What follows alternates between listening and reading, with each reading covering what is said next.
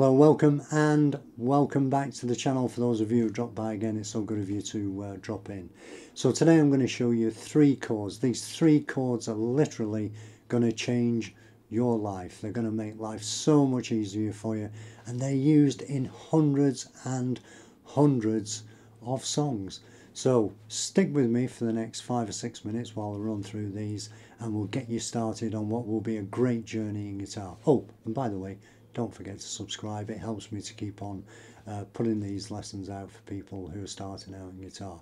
So let's look at the first one, and I'll put the diagrams on the screen so you know exactly what I'm talking about. So the first one we're going to look at is a G chord, but all these chords are going to have an anchor point, and I'll show you those in the descriptions in the images below here. So the first one is a G chord. So we do a G chord. We've got this shape, which you will see on the screen now, and that's your G chord. And when you strum it, it's a G chord. Slightly different than a normal G chord, but nevertheless, it's a G chord. Next, we've got the C chord, and all we do is we move 2 fingers down and we play the C chord. Same shape, just 1 string down. And that's your C chord. And then we move down again and we play your standard D chord. So one thing you'll notice is that we've got an anchor point. The anchor point is on the 3rd fret, and it's on the B string on the 3rd fret, and just keep your finger there. Keep your finger there, because you're not going to move this finger. This finger is your anchor point. So your G chord,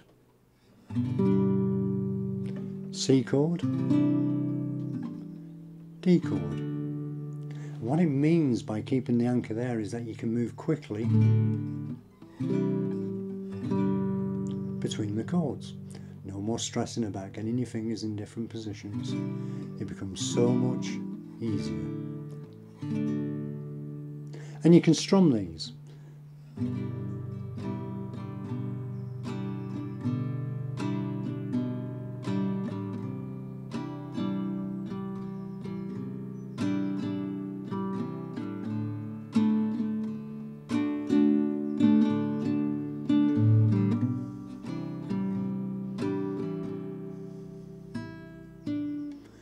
So you can strum them, you can finger pick them, but most importantly you can pick from literally hundreds of songs. Just go for a search on the internet, songs made using 3 chords, G, C and D, and there is literally hundreds of them. You'll be able to impress your friends, and all you need to do is practice keeping your finger, your ring finger, on the 3rd fret of the B string and moving between your G shape to your C shape to your D shape, and it makes life so much easier for you to do.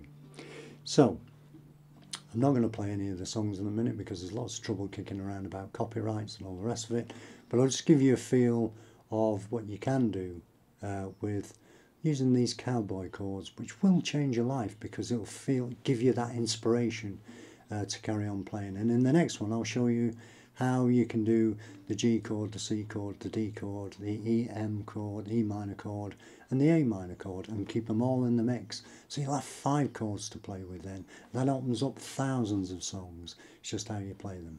So as I say, I'm not going to play any of the songs that you can play in G, C and D due to copyright issues. I'm just trying to work out what the best way of getting around that is. But let me just give you a feel for what you can do by just playing the G, C and D.